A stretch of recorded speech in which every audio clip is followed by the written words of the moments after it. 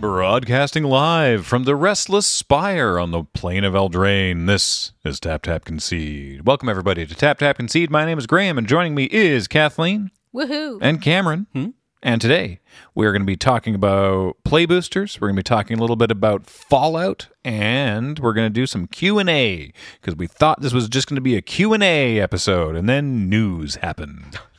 But before we get into that, a reminder, of course, that this show is brought to you by Card Kingdom. Please check out cardkingdom.com/LRR for all of your cardboard needs. Pre-order yourself some Fallout. Why not? Also, this show and everything we do is brought to you by you and your kind support of our Patreon at patreon.com/loadingreadyrun, and we really appreciate it. So, new booster just dropped. I was so terrified when I saw that announcement. I was like, So was I. Yeah. but my favorite format. Yeah. So, it's an interesting change, and I'm going to explain Wizards' reasoning for it, and then we can talk about our own opinions. But it is essentially that some years ago they had the draft booster, and Wizards looked at it and were like, this is good. It's doing its job. You get to draft with it. You play limited. You play draft or sealed. And people can buy this and open this and get cards. But most of the people that are just buying these boosters are just opening them. Is there a way that we can make that experience more fun for the people who just want to buy a booster and open a booster and get the cards? And so then they introduced the set booster, which we've seen for years now. And, you know, they have, they're sometimes more thematically collated. You can get you got a higher shot at getting the showcase cards. Sometimes you can get cards from the commander sets in there. There was like, I did not like this, but there was the commander cards that were exclusively in set and collector boosters, which just meant they were really difficult to get. I don't know. I did not enjoy those, but that's a me thing. And they had the art card and a token and a land and, you know, also. Yeah, it's more like I'm just jazzed about this set. Yeah. And I just want to see what's in it. And each of the set boosters also had a chance to get a card from the list, which was a frequently updated and refreshed list of 300 to 400 cards of reprints from Magic history. Sometimes they were just like, we just want to get some reprints out there. Sometimes they were, as part of that constant refresh, some of them would be thematically linked in some way to the current set. And that's also how they were distributing things like the universes within variants of the Walking Dead and Street Fighter secret layers and stuff like that. Yeah, so there's like, and was there a higher chance, was there multiple rares possibly? There, you could get multiple rares, yeah. Okay, so I want to point out that that's WotC's thing. Do you know who else likes set boosters as far as I can tell? Who? People who sell cards. Because you have a higher chance of getting rares, you have a higher chance of getting random cards that are not readily available that people might want to purchase for their decks, and you have less commons, which is less stuff that they don't want. So that actually, further to your question, you know who else likes set boosters? It turns out, according to Wizards, most people. It turns out that it worked, right? The plan worked. They were very popular. They have been very popular to the point that in a vacuum, people would rather buy a set booster than a draft booster, especially if you're just opening. I mean, obviously, if you're buying a booster just to open it, you would rather have a set booster than a draft booster because you have a greater shot at all those other things, the booster fun, right? And what this has meant for local game stores is you now have two pieces of inventory occupying very similar space, and people want the set boosters more, so some LGSs are just getting set boosters instead of both. They're getting set boosters over draft boosters, meaning it's harder and harder to fire drafts. So the introduction of the set booster is potentially, according to Wizards and their data, beginning to have an adverse effect on the health of limited, which Wizards still likes. Mark Rosewater made a tweet that he later had to clarify that made it sound like there was some sort of internal thing at Wizards that was looking to like stop limited from happening, which is not the case. Wizards internally likes limited and also knows from a marketing perspective that limited is very important for the health of the game because enfranchised players play a lot of limited. Yeah, apparently the more enfranchised you are, the more limited you play. Yeah. And I'll tell you exactly why. Because you want those cards for other things, but Magic players love value. So if you play limited, you get a chance to get those cards, and then you also get to play a game with them. Yeah. That's a 2-for-1, right? It's also just makes sense. Yeah, it's fun. I like limited because I get to play with something other than the deck that I know. Yeah, it's different every time. It's a challenge. It's a fun puzzle to figure out. So we've talked exhaustively about why we all enjoy limited. I will also point out limited is very important, and I don't know if they would have acknowledged this directly. Limited is super important because that's basically some of the main ways to play on Arena, right? Because Arena does not have Commander. Arena does not have all of these bespoke constructed formats that people like to play with in person. A lot of people play in Arena. There's Pioneer. Yeah. There's a lot of people play in Arena and don't touch limited. That's true. There's Standard, but Standard is having its own issues, right? So they can't kill one of the main formats on Arena. Mm-hmm. Yeah, limited for Arena definitely spins a lot of gems. Yeah.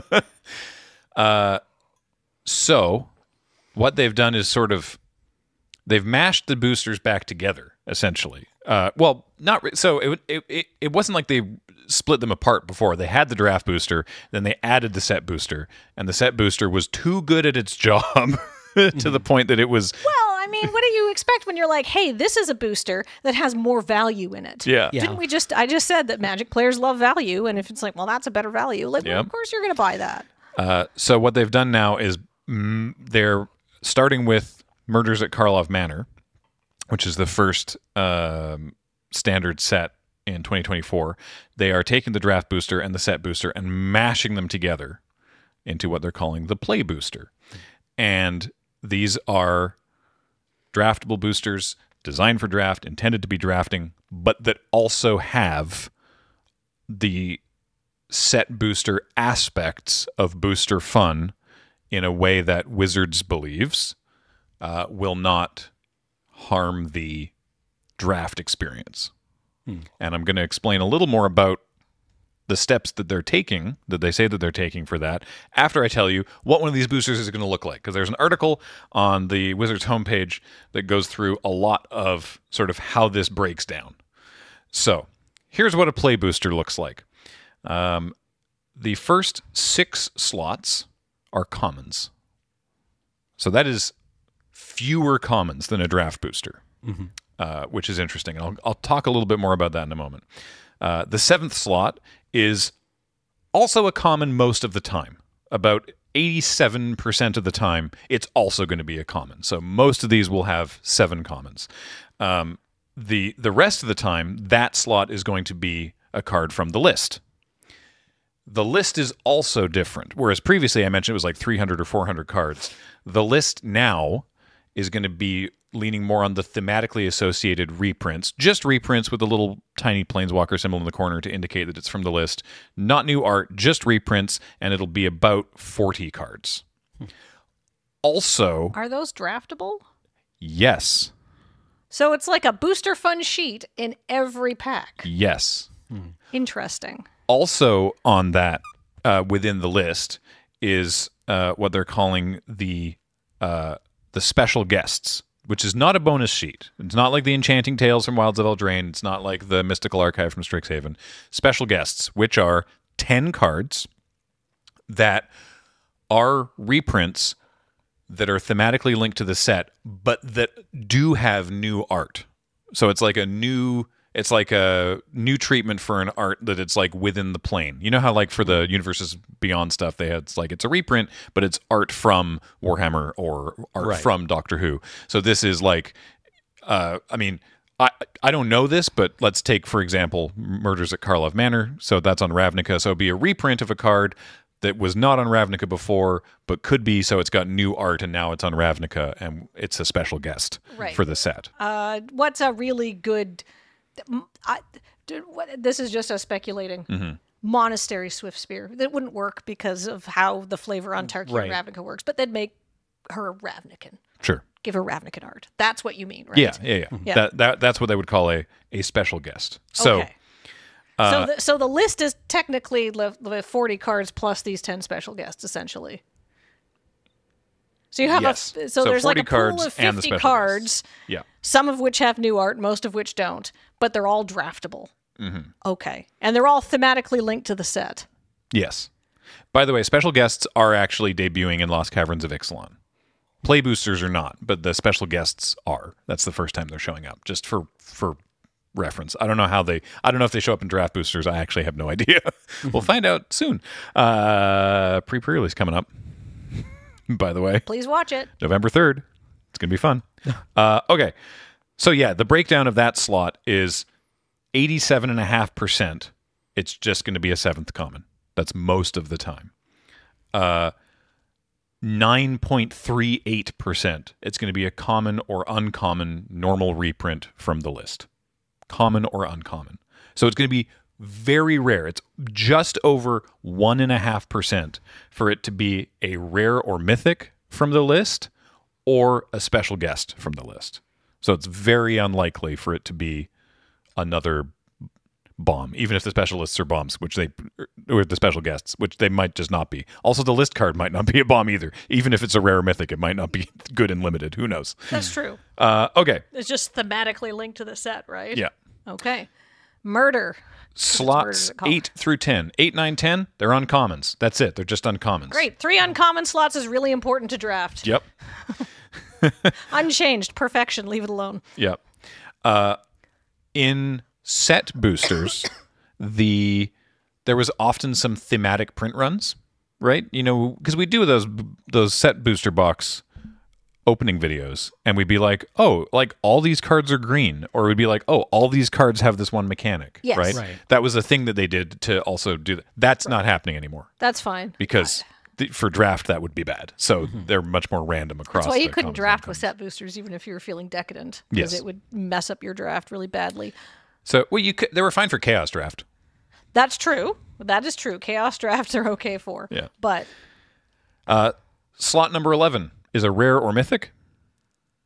That's it. 6 out of 7 times it's going to be a rare, and 1 out of 7 times it's going to be a mythic. Is that the same odds we have now? I think so. I actually don't know, but that's what it is. Slot number 12 is a land, which is going to be either a basic or a common land from the set. So far, this seems like a normal booster with fewer commons. Yeah. Okay. So the basic land from the set is like if we remember, Tarkir, you had the enters tapped, you gain a life lands, right? So I guess we're leaving the basics in when we draft now. Yeah. Yeah. Yeah. So it's a land slot. Mm-hmm. Number 13, slot number 13 is a non-foil wild card. They say this can be almost anything from the main set. It can be any rarity. It has the possibility of being a booster fun variant, but whatever it is, it's non-foil. Slot number 14 is another wild card that will be traditional foil. So you get a foil in every pack. Every pack. So chances are what you're getting is, if they're keeping their rarities, is 2 more commons. But one of them is going to be foil. Statistically speaking. Yeah. Okay. Yeah. And slot number 15 is the non-playable slot, which is to say 65% of the time it'll be a token, play aid, or add card. 30% of the time it'll be the full art card like in set boosters, and 5% of the time it'll be the art card with the gold signature. Okay. So 14 playable cards in the booster, which is the same as draft boosters now. Yeah. So because you take out the land before. Yeah. So here's the breakdowns. How does a play booster differ from a set booster? It's got 2 more playable cards. It's got no connected commons or uncommons. It's got 1 fewer non-foil wild card and 1 fewer non-playable object. And only a 1 in 3 opportunity of an art card, whereas set boosters had an art card every time. Differences between draft boosters. The potential to open up to 4 rare or mythic rare cards, but that's pretty unlikely. 1 fewer playable card than a draft booster. So not what I just said. 1 fewer playable card than draft booster. 3 fewer commons. Well, 3 fewer guaranteed commons. No, just 3 fewer commons, it says. Yeah, but they've taken those commons and replaced them with these like wild card things, right? Yeah, one non-foil wild card, one foil wild card, a 1 in 8 opportunity of getting a card from the list, and a 1 in 3 opportunity of getting an art card. Okay, so you do have fewer commons. You have at least one less common from the set, and then these 2 wild card opportunities. Yeah. Because they are wild cards. Chances are they're going to be commons anyhow, right? So really, you're probably net down 1 common, but possibly 2 of your commons could then be rares. Yeah. So what does that mean for gameplay? Because we do have, over the course of a draft, you got 3 fewer cards, right? 3 just in your pool. If you're drafting, you end up with 3 fewer cards because these are packs of 14 playable cards instead of 15 playable cards. Yeah, but with modern Magic design, like you're not hunting for playables like you used to be. So that's the thing. They've been working on this for a while. This isn't a change that they're just flipping the switch on now. They've been planning for this.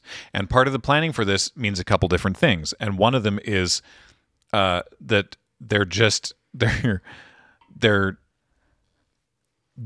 the intent is that they're making commons better also. Because it's, well, hey, doesn't everything that I just described, doesn't that mean there's more? I'll read this right from the site. Question: if the play boosters have more rares and mythics on average, does that mean more bombs in limited formats? That's a fair question, right? There will be more cards of a rare and mythic rare power level, but adapting to that, making sure players have more answers at lower rarities, is part of how R&D is adjusting our set designs. All of our playtests have been done with this in mind, and they've been very enjoyable. So they know that.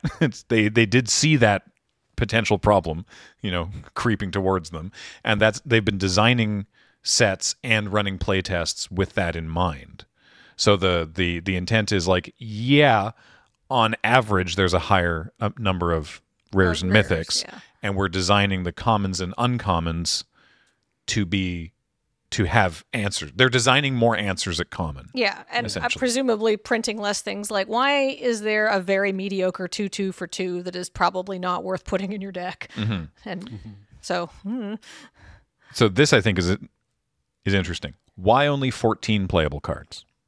Right? The change to the play boosters gave us the ability to rethink how we put together a booster.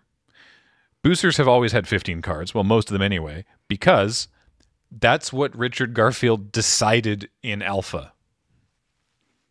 Right. Draft didn't exist then. Yeah. Richard Garfield was like, booster will be 15 cards. I'm sure they put more thought into it than that, but it's like, that's why it's 15.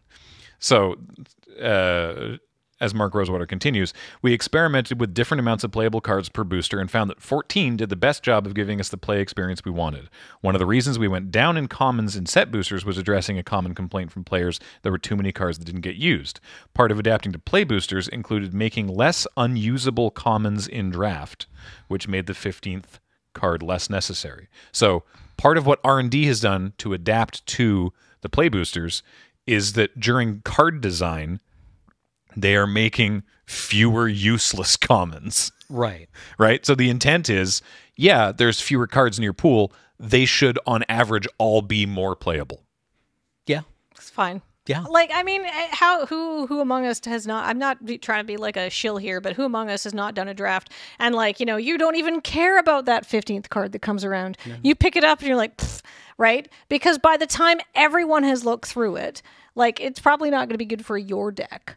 And like, even if it's in the colors you're in, like if it's coming to you last, unless it's like something very niche that fits a very, very specific strategy, it's like, this is not a good card, right? Yeah. Otherwise, somebody would have taken it literally any other time, right? So it's like, this is nothing of what I'm trying to say is nothing of value is probably being lost here. Yeah, sorry, you were saying they're marginal situations. I can probably count on both hands the number of times that I've picked up a playable on the last card. Yeah. And even then it's like, this is a playable. I'm not excited for it. I'm not like happy No. that this card came around twice. No, this card is going to go straight into your pile of unplayed cards, probably, Yeah. and then be left behind on a store table when you leave.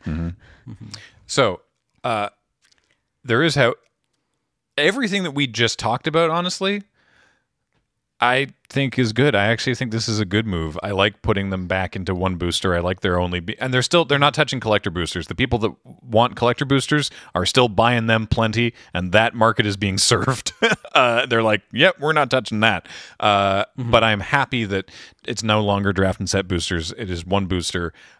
And the fact that they have been working on this for years and designed the sets with this in mind, honestly, I think this is good. I think this is a net benefit. Certainly, I would hate for the success and popularity of set boosters to have a negative reaction on how likely it is to be able to fire a draft at your LGS. However, something else that might affect the ability for a draft to fire at your LGS is the cost, because this will increase the cost of a draft. These boosters will be more expensive than a draft booster. They've said as much. And the question on the website is basically like, wait, won't this make limited events more expensive? And the response is, yeah, but you get a better chance at pulling rares and mythics. So you get more value for your money. yeah, and it's like, I suppose. I mean, yes, though we did talk about the percentages, and it's not high.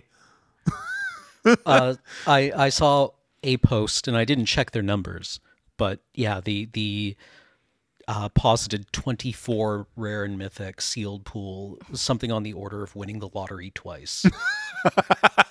Wow. Yeah. All right. Yeah, which, like, even if they're off by an order of magnitude, it's still... Yeah, it's not likely. There is definitely the chance someone's going to get, like, a bananas pack that's got 3 rares in it. Yeah, and also, like, I don't know. I don't play limited to, like, hopefully get value off it. That might make me anomalous.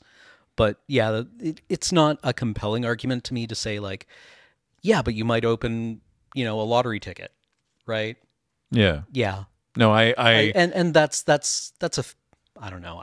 Maybe I'm unusual in limited players in that respect, but yeah. If so, then so am I. I mean, when I'm at a Magic Con, certainly when I'm done the event, I'll like take whatever rares I opened and be like, all right, I'm going to go to the dealer's table and see if I can turn this into lunch. But I'm not during the draft. I'm not like pulling. I've seen people do this where they look at their pack and then they have TCG Player on their phone and they're which one of these should I take based purely on dollars? And it's so like miserable. Then you're not going to have a playable deck.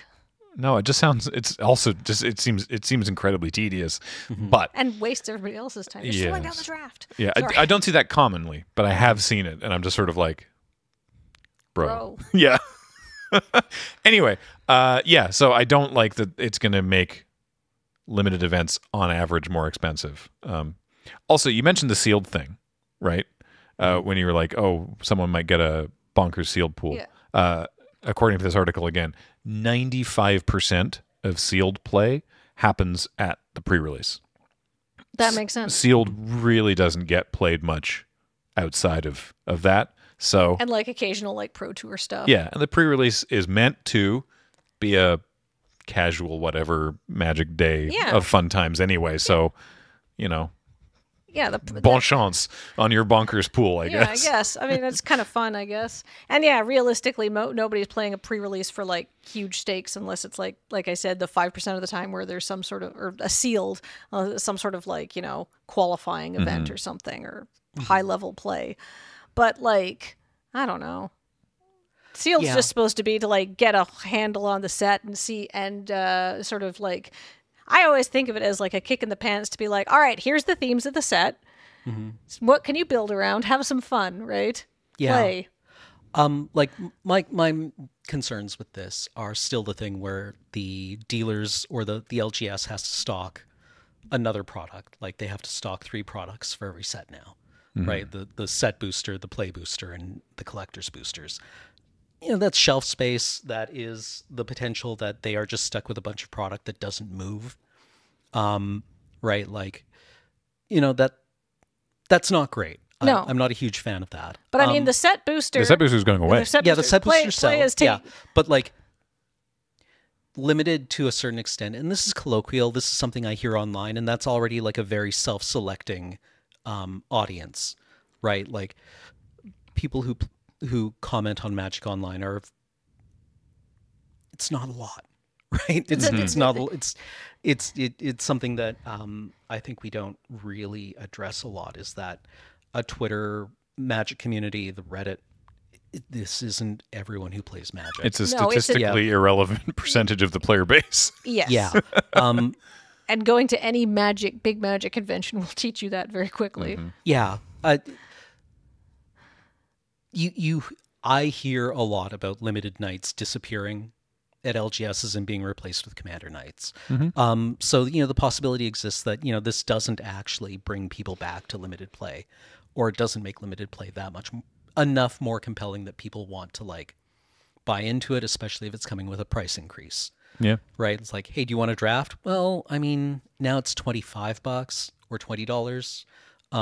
And I've brought my Commander deck anyway. So no. And then the LGS is like, well, we only got 6 in the pot. I guess it's not firing. Right.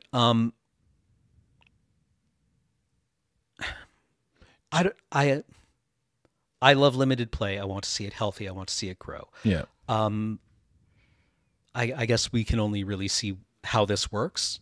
And hopefully it's able to like revitalize limited play.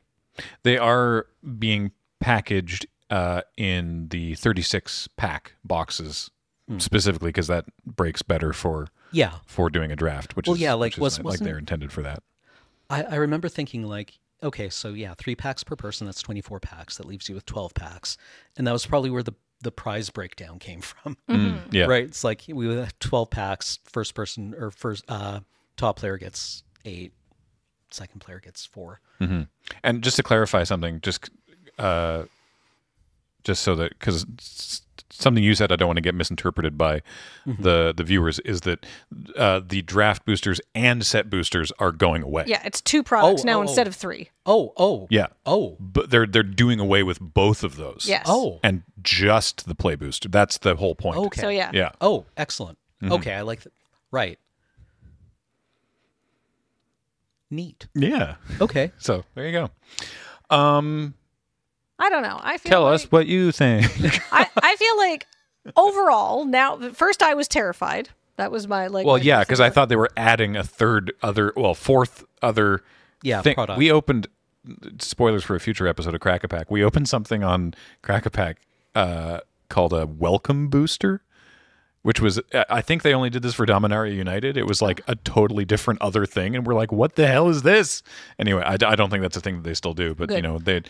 they've stopped doing the jumpstart, the set specific jump starts, which are good because those were generally received those were poorly. terrible. Yeah, like Jumpstart was such a cool like set. Jumpstart's great, but And then like the set specific ones were like very bad. I feel like I've just gotten a Mad Catz controller. Right? Like Yeah. Well, and you couldn't even do a thing like Graham and I, because I do like Jumpstart, and like we did it for a couple of sets where we'd pick up like 4 packages of the Jumpstart boosters, and we'd be getting the same, like we'd get like 2 of each. It's like, oh, okay, Yeah. right? It was not enough. It was not enough stuff to make it worthwhile.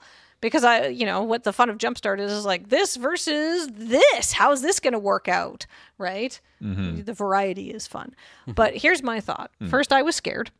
I was petrified.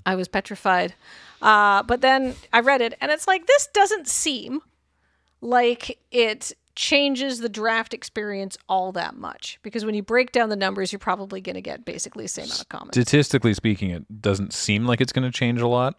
We hope. That's hopefully great, honestly, for draft. But there is the higher chance of value and upside. And hopefully, overall, there are more... people find these boosters worth it and want to buy them. What I think will be a good use case is I want cards from the new set. You want cards from the new set. We have a couple other friends who want cards from the new set. Let's split a box, and then we get draft it, and then we get all the cards. And then hopefully we get more value for our money. We get more stuff that we want for our constructed format things. Yeah. So hopefully that is a synergistic win-win. Love that. Yeah, and I mean, don't love the price increase. Yeah. Yeah, no, don't like that. If they had kept the price the same, this would be a home run. I think the possibility of the 24 rare sealed pool is much less interesting to me than the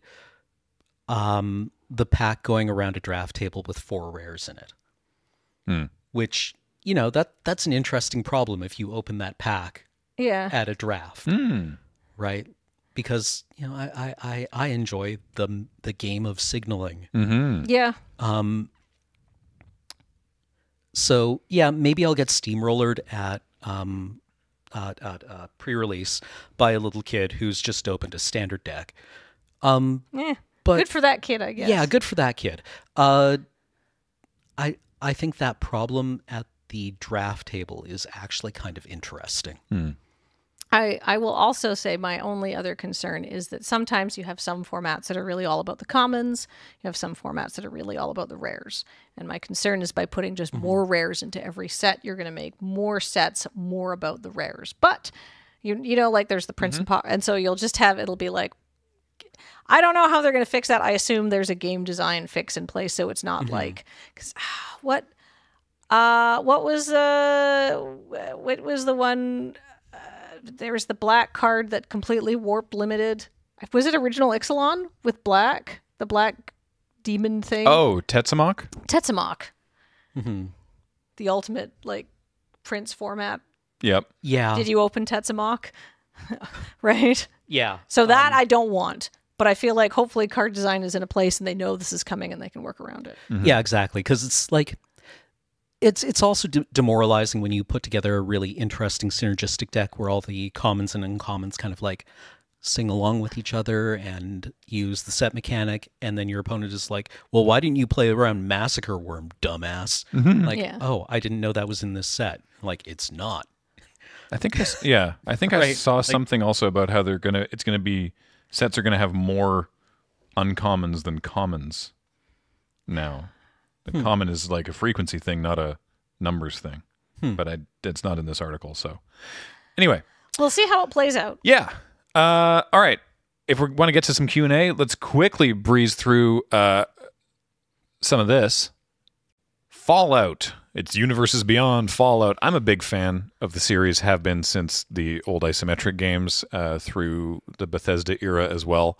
And I mean, we've only seen very little of this, but once again, it's the same as 40K, the same as Doctor Who. It really feels like, boy, they've nailed this. They previewed some stuff on the Wizards Weekly MTG stream last week, and so let's take a look at a couple of them. They actually showed off the commanders of the 4 decks.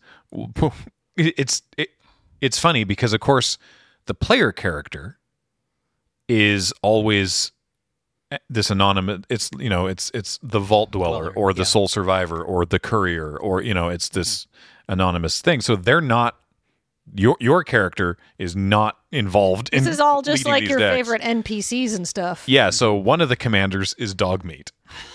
This good boy is actually one of the face commanders, which I think is hilarious. I mean, if you had to rank who the most popular Fallout character of all time would be, it would be Dogmeat by a huge margin.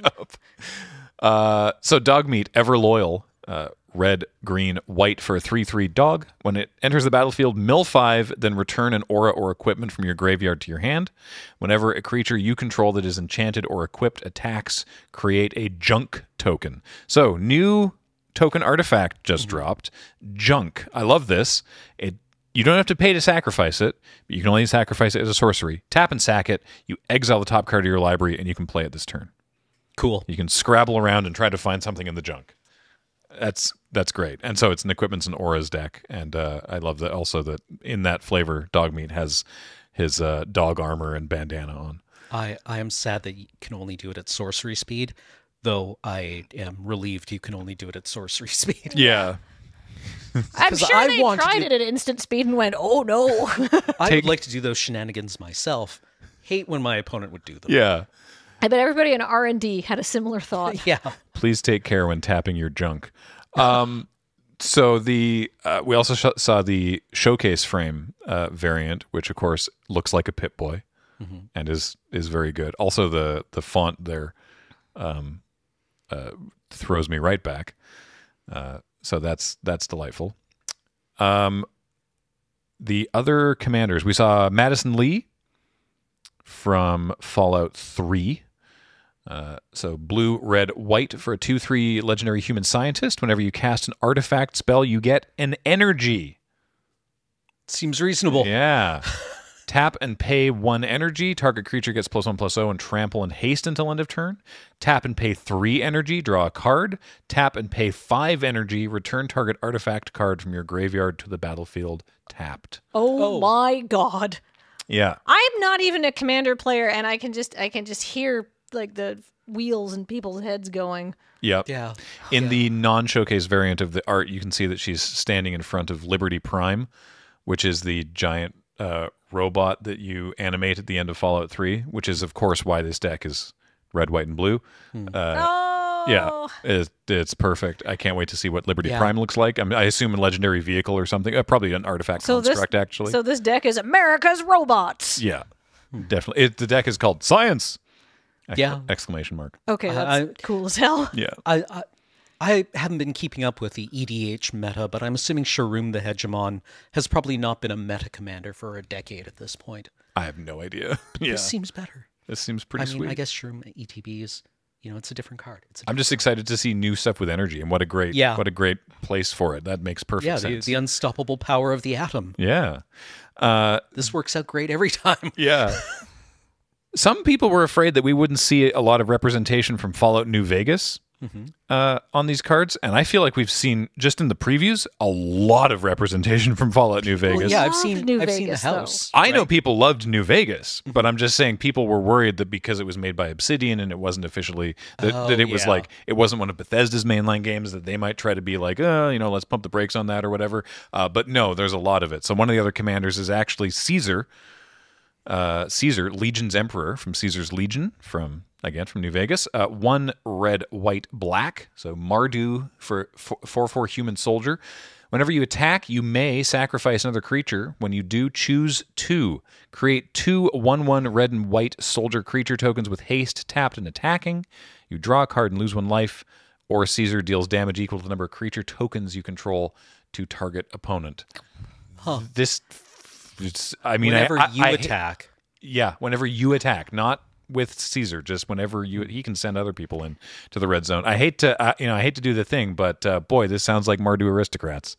Yeah. Yeah, I was about to joke. Yeah, I think this might go in aristocrats. Yeah. Like, worst case, you get to you attack. Say you attack, you sack some other token that you have. You get to make 2 tokens and then dome somebody for 2, I guess. Target opponent. Yeah. Anyway, seems very sweet. I love this style of deck. Love me an aristocrats. Love me an aggressive commander deck. Yeah. So we've got sort of, broadly speaking, we have sort of what I'm guessing is kind of the player's companions deck, kind of like the Wastelanders or whatever. We've got Caesar's Legions, sort of like some of the more evil NPCs. We got Dr. Madison Lee, some of the friendlier NPCs. I'm not going to say asterisk. I'm not going to say not evil, just friendlier. And then there's a deck for the mutants. I was going to say, where's all our mutants? Legendary creature, the Wise Mothman. Okay, I'm not a Fallout person. This is from Fallout 76. The Mothman is, the Mothman is a cryptid, obviously, like a cryptid from our world. But in Fallout 76, he's just a guy. The Mothman's there. You can have a fight with the Moth. I wouldn't, but you can have a fight with the Mothman. But he's not necessarily like unfriendly to your cause either. It's been a while since I played 76, but you don't have to fight. I don't recall, to be honest. But so 1 and Assaulti This is the Sultai deck. Very excited about this. 3/3 Insect Mutant. Flying whenever the Wise Mothman enters the battlefield or attacks, each player gets a rad counter. Whenever one or more non-land cards are milled, put a +1/+1 counter on each of up to X target creatures, where X is the number of non-land cards milled this way. Each player gets a rad counter. What is radiation? What does a rad counter do? Check this out. At the beginning of your pre-combat main phase, if you have any rad counters, mill that many cards. For each non-land card milled this way, you lose 1 life and a rad counter. Interesting. So you take some damage, but you clear the rad counters. Huh. Interesting. But it mills your deck. But only 1 card at a time. Yeah. I assume there's great, going not to... terrible. Yeah. Okay. As somebody who does like mill, I'm sad that the rad counters go away. I'm sure that there's going to be ways to get a lot of rad counters on people. I think so. Also, I'll eat my hat if mutate isn't back in this deck as a mechanic. I hope so, right? It's got to be. It's mutants. Yeah, at least on a couple cards. Like the super mutants. Like, come on. Were they dudes mashed together? The super mutants? Yeah. No, they were... They were real big dudes. Yeah, they had the FEV, the Forced Evolution Virus. Right. That turned them into big dudes who talk like this. Right. Puny human. Except for a couple super mutants were very cool, like Fox. Anyway, but let me give you my favorite example so far of absolutely A+ mechanic and flavor interaction, which is the Nuka-Cola vending machine. It's a 3-mana artifact. For 1 mana and tap it, you make a food token because you get your Nuka-Cola out of the machine.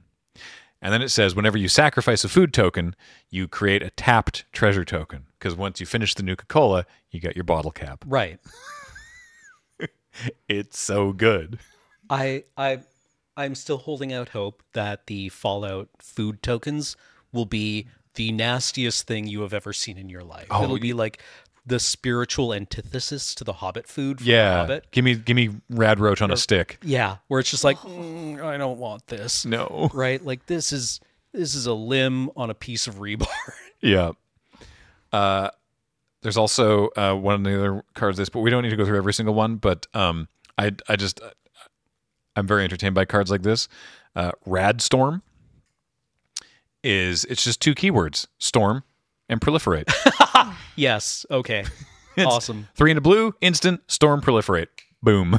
It's like the showcase version, which is what we have on the screen right now. It doesn't even have reminder text. So it just says storm, proliferate. Oh, it's like that card from Modern Masters that was just Cascade. Yeah, exactly. Yeah. That sounds amazing. Mm-hmm. Green Sky at Night, Ghoul's Delight. I'm sorry. Were rad counters? Yes, counters on a player. Rad counters go on the player. Okay. So you can proliferate rad counters. Yeah. Yeah. I'm just seeing if there's any others that... oh, yes. I did want to talk about VATS. Oh, VATS? Yeah, which is the targeting system. So it's 2... yeah, 2 black. It's got split second, which flavorfully is hilarious. Yeah. Choose any number of target creatures with equal toughness. Destroy the chosen creatures. You just... Okay, that's very Love fun. that very much. And oh, yes, right. Gary.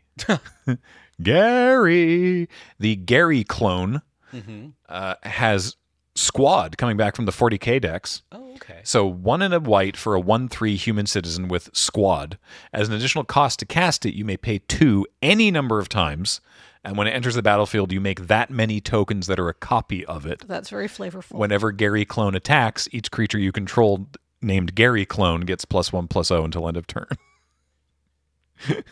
Gary. I love that they made a card of the Gary Clone. Your enthusiasm for this is giving me life. So I was thinking about this the other day. Uh-huh. And I was thinking that, like, realistically, we've played a lot of different TCGs around here, but we're very invested, so maybe my opinion is a little biased. But I think Magic is a really fantastic rule set. And I think the reason Magic is sort of the king TCG is that it has a really good rule set. And I like that Magic with Universes Beyond is like, look, a lot of people might want to make their own card games. But instead of like having competing card games, why don't you just all use our rule set? And then, you can have your own spin-off Fallout card game that maybe you just sell to Fallout fans, maybe just Fallout fans, and then maybe they come to Magic and maybe not, but then, we've handled all the development of making a great card game for you. Mm-hmm. Yeah. So I think that's kind of fun. Yeah, this right? does feel kind of like the OGLization of Magic the Gathering. Yeah. I want to, before we move on to the Q&A, I want to show off just one or two more other very small things about this. I love this because this is a game mechanic represented by a game mechanic. There's a enchant opponent aura called Over Encumbered. Oh, yeah, I saw this. Yeah. You can over encumber your opponent. It enters the battlefield. The enchanted opponent creates a clue, a food, and a junk. So they get value out of this. But at the beginning of combat on enchanted opponent's turn, that player may pay 1 for each artifact they control. If they don't, creatures can't attack this combat. So it's like, no, you're too heavy. I don't know if this is actually good because you are giving your opponent a clue, a food, and a junk. Yeah, but imagine if your opponent's already running the artifact deck. That would be pretty backbreaking. That's backbreaking. And finally, lands. Command Tower. There's the Lucky 13. Again from New Vegas. This is where Mr. House rules the New Vegas Strip from. So Command Tower. That's perfect. There are 2 cycles of basics. We can just look at the planes. There's there's basics like this with the Survivor and the Wanderer and everything on it. This would be this is Fallout 4 looking down over Good Springs, or Good Neighbor, not Good Neighbor, your home in Fallout 4, whatever. This is Fallout 4. So there's a cycle of this with the player character and backgrounds from those games. Right, because it's just you just see the back of the person, so it can be whatever you put on the front. Exactly. But there's another cycle. I don't know if you've seen this, Cam. I love this. They're all from isometric angles. Oh, that's cute. I like that. Yeah. From the first couple games, and I think that this is excellent. So again, there's a full cycle of basics with all 5 of those, and the showcase frames. If we can see Nuka-Cola vending machine again. The showcase variants are, of course, the little well, not the Pip Boy, the Fallout Boy. I know that's a band. Anyway, this guy, the Fallout character, and they're all sort of styled like this, including, I believe these are going to be in. I guess they're probably doing Fallout collector boosters like they did for Doctor Who, including, of course, a reprint because you couldn't avoid it of Wasteland. Wasteland looking hilarious, and I also quite like Crucible of Worlds, where he's holding the Gek. The Garden of Eden creation kit. Yeah, from Fallout 2. From Fallout 2, yeah. So, yeah, I'm super excited for these sets. Stuffed with references. Oh, absolutely rammed. Okay, let's try and knock through some Q&A. Hey, Pete Hines just retired from Bethesda. We should send him an email and say, do you want to come play some Commander with us? What fun. Yeah. Yeah. Alrighty. Question number 1. I don't know who this is from. Since you frequently obtain cards early for PPRs, how is the spoiler season experience for you, especially when you have a TTC episode smack dab in the middle of it? Careful. Yeah. You know what? It's funny, though, because I try not to look at the cards that we get sent until the last possible moment necessary. Right. And so, but what it also means is that I don't even really look for the Fallout ones. I'm like, let me see. But for Lost Caverns of Ixalan, I think there have been some cards spoiled. The Red God, I think, has been spoiled. I haven't looked because when we record our pack openings, I truly do not know much of what's in the set at that point. I just I kind of ignore spoiler season, to be honest. I mean, here's the deal. I know because of how we do punt counter punt, we need to look at the cards. You look through the whole set. Wheeler, Nelson, and I all have to look through the whole set. But the thing is, I'm not looking at what they do for that. Yeah. I am so focused on the flavor text and the theming of the cards and how they can be compared to other cards for that I'm like, when I actually try to put together a deck, which is kind of funny because it turns out what we are reading these for has a huge, like, it really shifts your perspective on what information you're retaining, especially when you have to look at a whole set of cards at once, right? I'm just quickly pulling up the questions here. There we go. So I can see who asked them because I don't have it. Oh, they're not here. Okay, that's fine. Don't worry about it. Next question. If you were to try and make a 60-card kitchen table casual deck today, explicitly not to fit in with any particular format legality, but made from stuff you already own, what do you think that deck would look like? Madness. A mishmash of fairies, because I have a bunch of old fairies and there are a bunch of new ones just came out. Mine would look like a disaster because I would just try to use all the secret layers I've been buying. Like, It would be such a mess. This was my ethos when we were doing, last time at least that I was on the $20 LGS deck challenge, was just like, I like this limited deck. What if I could just play it with anything? And yeah, I made a deck that I called In Conflagrate Delicto. That was madness themed. And I always have a lot of fun with these because I like playing synergistic decks that are not that good, but do take advantage of mechanics that I like. I guess that makes me a Melvin. Oh yeah, you don't hear that particular, not archetype. Yeah, what do they call them? Player archetype, right? No, there's a they have a name for the. It's already in the comments. Yeah. Cool. Let us know. That's my vibe. Yeah.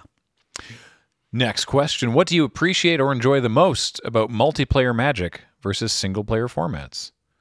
Get to hang out with more people? Yeah, it's really fun to, play a game where, you're laughing and goofing with, multiple people. Cards that say each opponent? Yeah, those are good. I also, from a gameplay perspective, I do like the added level of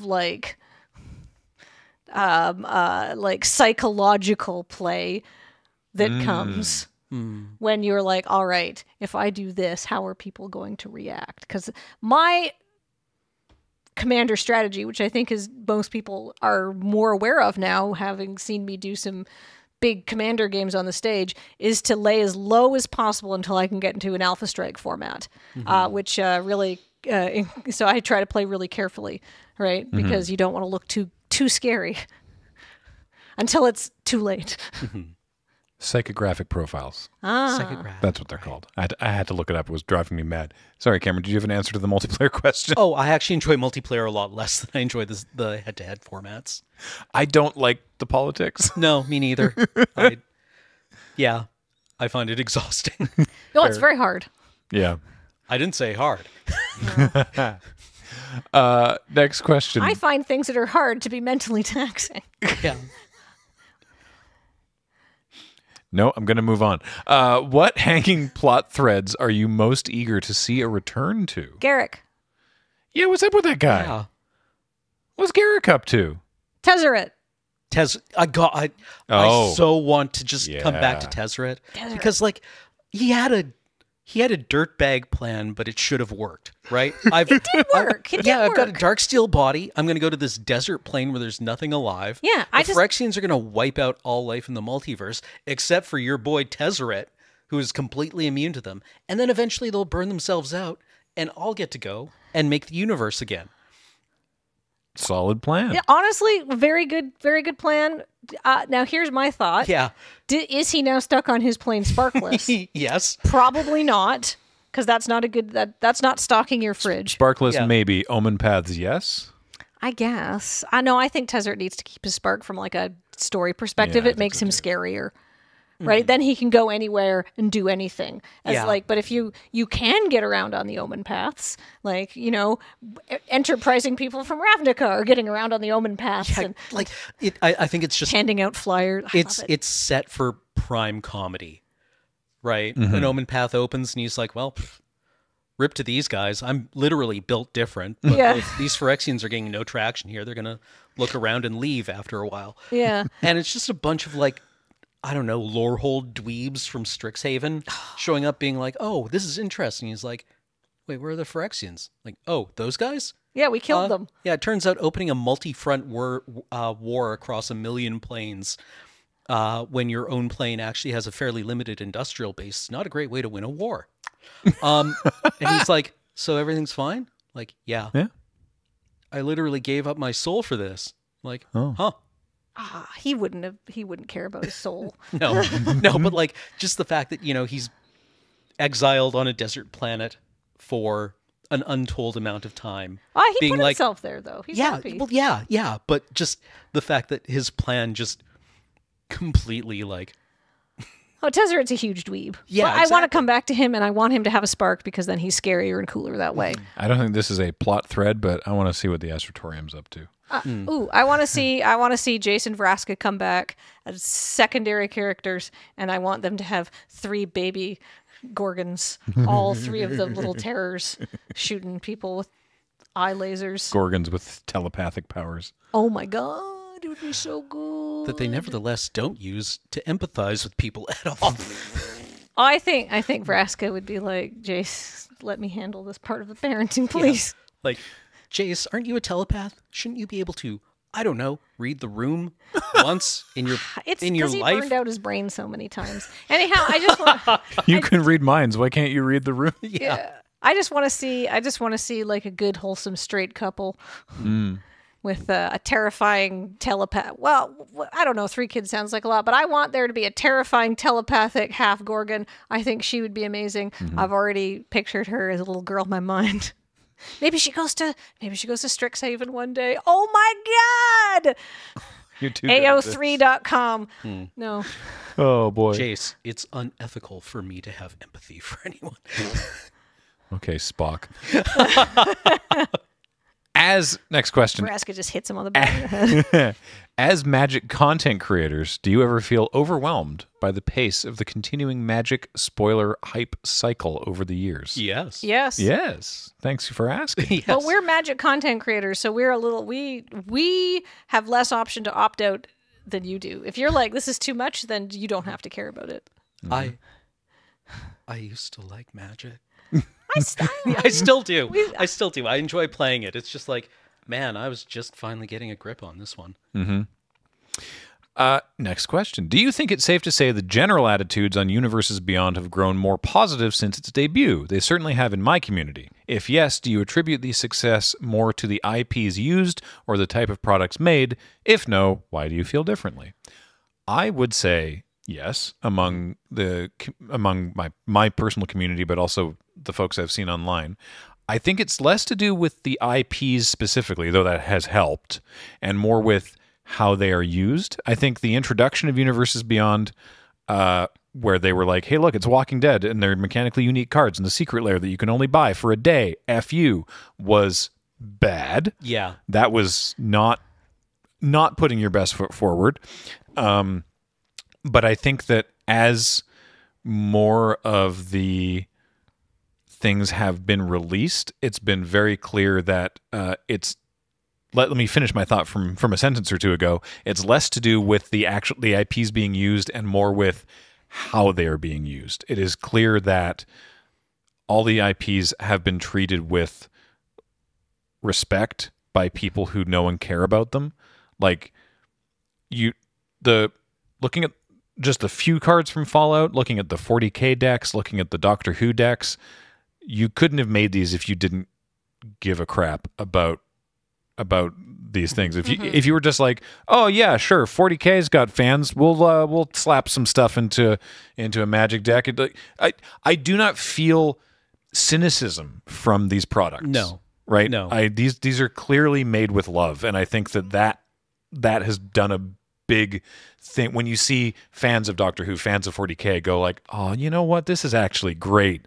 Even if you don't know that IP, seeing other people who do care about that and Magic going, oh, they got peanut butter in my chocolate. And you're like, oh, you know what? Maybe they are doing this okay. Yeah.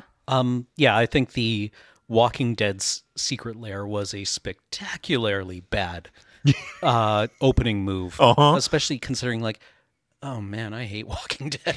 I hate it so much. It was a weird first choice, yeah. Yeah, everyone in that setting smells like pee.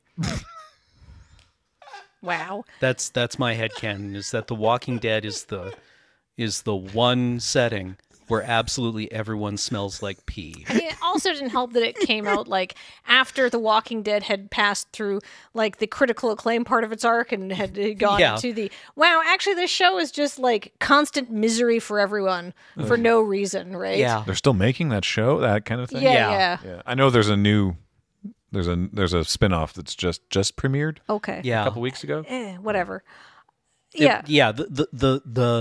The character who was the most Walking Dead of all the Walking Dead now has his own Walking Dead. Yeah. Good for him. But yeah, like, and also like, here's some very limited edition cards that you can only buy for one day, and they're all really expensive, and this is the only way to get these, is, to my thought, oh, just slap some Walking Dead stuff in here and sell some Magic cards, yeah. And I think that made everybody afraid, like, that's what it was. It was just going to be, like, a cash grab, but also that there could be something that was an amazing card that would be really useful in constructed formats that people wanted and had no way of getting. Yeah, it's like, what the hell is a Rick? So it sort of enters like a pay to win style mechanic where there's very few of these cards, but they are very powerful, and they've sort of backed away from that. And it's clearly the people who work on these things give a crap about them. Yeah. And I think that goes a long way. I think WotC putting good intentions and obvious good intentions into the product, and you being able to see their good intentions, engenders good intentions back from the community. Yeah. And you are still allowed to totally not like it. Yeah. That's fine. I mean, it helps that they're hitting like 40K at Doctor Who and Fallout, so I'm like, wee. Yeah. Like, I've never Doctor Who'd, but I think the River Song card's pretty cool. Yeah. I mean, sweet. I'm not that much of a Doctor Who fan. I had a lot of fun playing the villains deck on that episode of EDSC. Which you should go check out, by the way. We should, but just one day they're going to release something that we're just like ravenous about, and we joke about it in the episode, but the Doctor Who decks are super complicated, and we talked about it. We're like, oh my goodness, like in the show, but of course, what was edited out was us dealing with the rules that we would like mess up and whatever. So you didn't get to see how we had because we had two judges in there, right? Yeah, Wheeler was at the table and Nelson was in the room. Yeah, and still, that was like, there's several moments of both of them putting their heads together to be like, all right, this is how this works. Paul caught something while we were recording that we then had to go back. It wasn't a big deal because it hadn't affected the game state yet, but Paul was like, wait a minute, that's not how that card works. And then it got clarified like 2 days later on Twitter, and I was like, damn it, where was this? There's one, because like there's cards that care about casting spells from hand, there's cards that care about casting spells from exile, there's cards that care, and it's like, oh, this does that. Okay, great. Oh, no, wait, this is actually different from that. Oh, and this third thing is slightly different again, and it was just, they're great, but I was like, oh my goodness, this is a lot. We got two judges in here, and we're struggling. I don't think they're like beginner texts. I would not be like, hey, what's up? You like Doctor Who? Great. Sit down and play this totally normal game of Magic the Gathering. Anyway. High skill level product. Yeah. All right. We got through at least some of the questions, so that's good. That's going to do it for this episode of Tap Tap Concede. We hope that you have enjoyed it. A reminder that this show is brought to you by Card Kingdom. Check out cardkingdom.com/LRR. Everything we do is brought to you by you and your support of our Patreon at patreon.com/loadingreadyrun.